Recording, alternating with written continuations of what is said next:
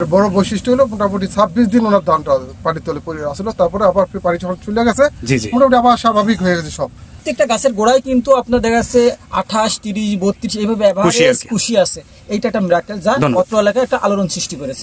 ব্রাক সিডেট আমন মৌসুমের উচ্চ ফলনশীল জাত ব্রাক ধান একটা প্লটে আসছি মুন্সিগঞ্জ জেলার সিরাজদি খান উপজেলার। তো আমরা এখানে যেটা দেখলাম এই অত্র এলাকায় আমাদের সংশ্লিষ্ট অফিসার এবং ডিলার ভাইয়ের প্ল্যানে আমরা যে ধানটা বিক্রি করেছি সেটার এখন একটা ফলো আপে আমরা আসি। তো এখন পর্যন্ত যে মেসেজগুলো আমরা পেয়েছি সেগুলো এক কথায় অসাধারণ। তো আমরা সরাসরি চাষির সাথে একটু কথা বলতে চাই। ভাই আপনার নামটা বলবেন প্লিজ। আসসালামু আলাইকুম, আমার নাম মোহাম্মদ সোহাগ। আচ্ছা, তো আপনি যে ব্রাক ধান করলেন, হ্যাঁ, তো এইটা কার মুখ থেকে শুনছেন আসলে? এটা মানে কিভাবে আপনি করার প্ল্যান করলেন বা চাষ করার উদ্বুদ্ধ হলেন আর কি?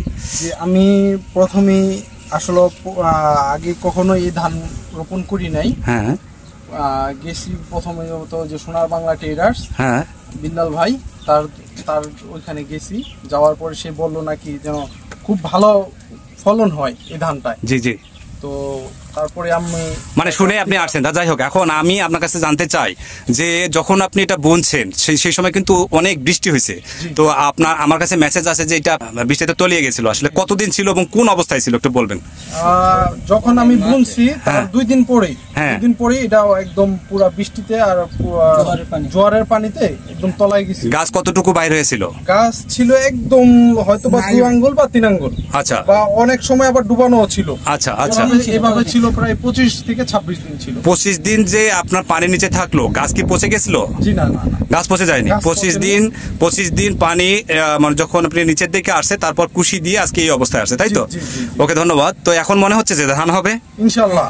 এখন মনে হচ্ছে তো নাকি? এই চকের সবার থেকে বেশি হবে ইনশাআল্লাহ। তো ভাইকে অসংখ্য ধন্যবাদ যে আমাদের ব্রাকের প্রতি আস্থা এবং বিশ্বাস এবং ডিলার ভাই সহযোগিতায়, আমাদের সংশ্লিষ্ট অফিসারের সহযোগিতায় আপনি এটা করছেন এবং আপনার দেখা দেখি অত্র এলাকায় বেশ একটা আলোড়ন সৃষ্টি হয়েছে। তো যাই হোক, এই পর্বে আমি বিলাল ভাইকে বলবো, বিলাল ভাই আপনি হ্যাপি তো নাকি যে এই ব্রাকের? আপনি তো বরাবরই হ্যাপি থাকেন, এটা আমরা জানি, ব্রাকের প্রতি আস্থা এবং বিশ্বাস আছে এবং এই নতুন ধানটা অত্র এলাকায় দিলাম আপনার হাত দিয়ে, বেশ একটা ভালো রেসপন্স এবং ভাইব্রেশন হচ্ছে। তা আপনার মতামত একটু অল্প সময়। ধন্যবাদ আনিস ভাই এই প্রশ্ন করার জন্য। যে আমরা বিগত বছরও কিছু ধান বিক্রি করছিলাম, এই বছর মোটামুটি ভালো ধান বিক্রি করছি। তো ব্রাক ধান যে আমাদের এই মাঠে দিয়েছি, উনি আমার এক ভাই, ওনাকে দিয়েছি, মোটামুটি উনি খুব খুশি। আর বড় বৈশিষ্ট্য হলো মোটামুটি 26 দিন ওনার ধানটা পানির তলে পড়ে আসলো, তারপরে আবার পানি যখন চলে গেছে মোটামুটি আবার স্বাভাবিক হয়ে গেছে সব আগের মতো। আর কৃষকও আশা করতেছে যে ফলন বেশ ভালো হবে আর কি। ধন্যবাদ। এবার লাভলুকে জিজ্ঞেস করবো, যেহেতু এটা পানির নিচে 26 দিন ছিল আর আমাদের মেসেজ ছিল যে এটা পানি সহনশীল এবং আমরা প্র্যাকটিক্যালি সেটা দেখতে পারছি, যার আপনার মতামত যদি আপনি একটু বলেন যে আসলে। হ্যাঁ, যেহেতু আমরা কয়েকটা গ্রামে দিয়েছি এবং বহুত মানে প্রচুর পরিমাণে আমাদের ব্রাক ধান একটা সেল হয়েছে, কৃষক থেকে আমরা প্রথমে শুনছিলাম যে সব ধান নষ্ট হয়ে যাবে কারণ পানির নিচে আছে 20 দিন, তারপরেও পানি যাচ্ছে না, জ্বরের পানি। পরে যখন 25-26 দিন পরে পানি জ্বরটা চলে যায় তখন কৃষক আমাদের কাছে এসে বললো যে ভাই গাছের যে অবস্থা মনে ভেঙে করতে হবে। তখন আমরা বললাম না, একটু অপেক্ষা করে। এই 10 দিন অপেক্ষা করার পরে দেখা যাচ্ছে গাছগুলো আবেগ শুরু হয়ে গেছে এবং সবচেয়ে মিরাক্কেল হচ্ছে একটা গাছও মরে নাই। যে একটা দেখেন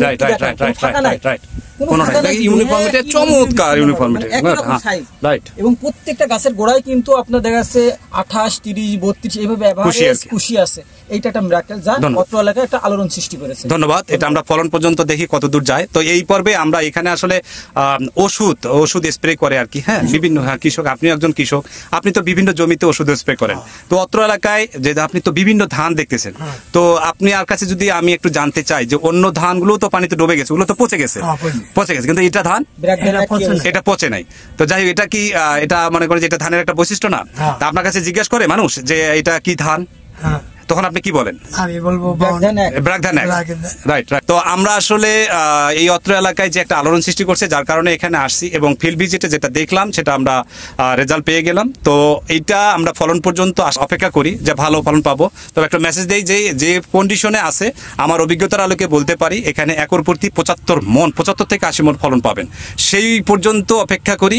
আর দীর্ঘায়িত না করে এখানে শেষ করছি। সবাই ভালো থাকেন, সুস্থ থাকবেন। আল্লাহ হাফেজ।